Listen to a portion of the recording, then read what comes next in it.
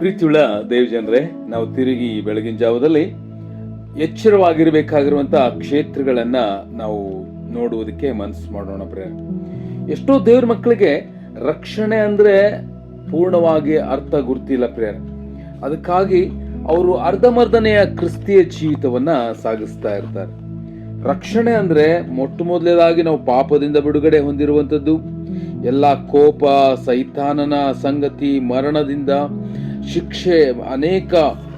ಶಿಕ್ಷೆಯಿಂದ, ನರಕದ ವೇದನೆಯಿಂದ, ನ್ಯಾಯ ತೀರ್ಪಿನಿಂದ, ಶಾಪಗಳಿಂದ, ಅನೇಕ ವಿಷಯಗಳಿಂದ ನಮ್ಮಲ್ಲಿ ಬಿಡುಗಡೆ, ಒಂದು ಫ್ರೀಡಮ್ ಲೈಫ್, ನಮ್ಮ ಕಡೆ ಸಂಪೂರ್ಣವಾದಂಥ ಚೈತನ್ಯದ ಜೀವಿತ ಎಂಬುದಾಗಿ ನಾವು ನೋಡ್ಕೊಳ್ತೇವೆ. ಆದರೆ ಎಷ್ಟೋ ದೇವ್ರ ಮಕ್ಕಳಿಗೆ ಈ ರಕ್ಷಣೆ ವಿಷಯದಲ್ಲಿ ಪೂರ್ಣ ತಿಳುವಳಿಕೆ ಇಲ್ಲದೆ ಅವರು ಅನೇಕ ಸಂದರ್ಭ ನ್ಯಾಯ ತೀರ್ಪಿಗೆ ಗುರಿಯಾಗುವುದಕ್ಕೆ ತಮ್ಮನ್ನು ಒಪ್ಪಿಸಿಕೊಡ್ತಾ ಇರ್ತಾರೆ.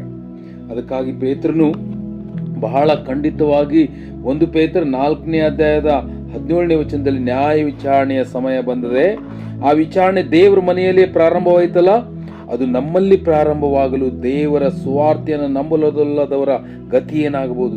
ನೀತಿವಂತನೇ ರಕ್ಷಣೆ ಹೊಂದುವುದು ಕಷ್ಟವಾದರೆ ಭಕ್ತಿಹೀನರು, ಪಾಪಿಷ್ಠರು ನಿಲ್ಲುವುದು ಹೇಗೆ?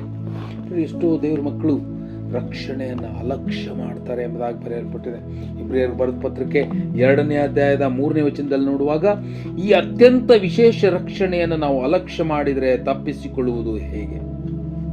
ಎಷ್ಟೋ ದೇವ್ರ ಮಕ್ಕಳಿಗೆ ಈ ರಕ್ಷಣೆ ವಿಷಯದಲ್ಲಿ ಪೂರ್ಣವಾದಂಥ ತಿಳುವಳಿಕೆ ಇಲ್ಲದೆ ಅವರು ಬಹಳಷ್ಟು ನರಕದ ಮಾರ್ಗದಲ್ಲಿ ಹೋಗ್ತಾ ಇರ್ತಾರೆ ಎಂಬುದಾಗಿ ನಾವು ನೋಡ್ಕೊಳ್ತೇವೆ. ಯಾವಾಗ ನಾವು ರಕ್ಷಣೆಯನ್ನು ಅಲಕ್ಷ್ಯ ಮಾಡ್ತೇವೋ, ನಾವು ದೇವರ ಮಾರ್ಗವನ್ನು ಬಿಟ್ಟು ಮರಣದ ಮಾರ್ಗಕ್ಕೆ, ಅಂದರೆ ನರಕದ ಮಾರ್ಗಕ್ಕೆ ನಮ್ಮನ್ನ ಒಯ್ತವೆಂಬುದಾಗಿ ದೇವರ ವಾಕ್ಯ ನೇರವಾಗಿ ನಮಗೆ ಕರೆ ಕೊಡುವುದನ್ನು ನಾವು ನೋಡ್ಕೊಳ್ತೇವೆ. ಅದಕ್ಕಾಗಿ ನಮ್ಮಲ್ಲಿ ಬಹಳ ಪ್ರಯಾಸ ಪ್ರಾಮುಖ್ಯ ಪ್ರಿಯರೇ.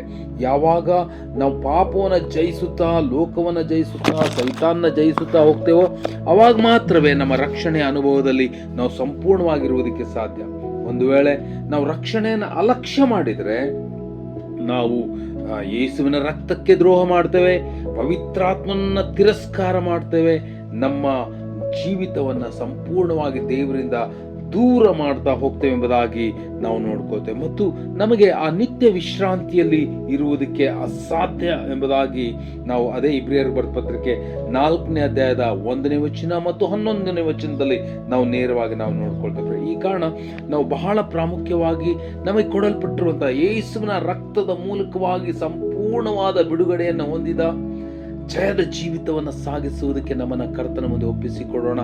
ರಕ್ಷಣೆಯನ್ನು ಅಲಕ್ಷ್ಯ ಮಾಡದೆ ದೇವರ ಮಾರ್ಗವನ್ನು ಗಟ್ಟಿ ಹಿಡಿದು ಓಡುವುದಕ್ಕೆ ನಮ್ಮನ್ನು ಒಪ್ಪಿಸಿಕೊಡೋಣ. ಆ ರೀತಿಯಲ್ಲಿ ಆಗುವಂತೆ ಕರ್ತನ ನಿಮ್ಮನ್ನು ಆಶೀರ್ವದಿಸಲಿ. Thank you.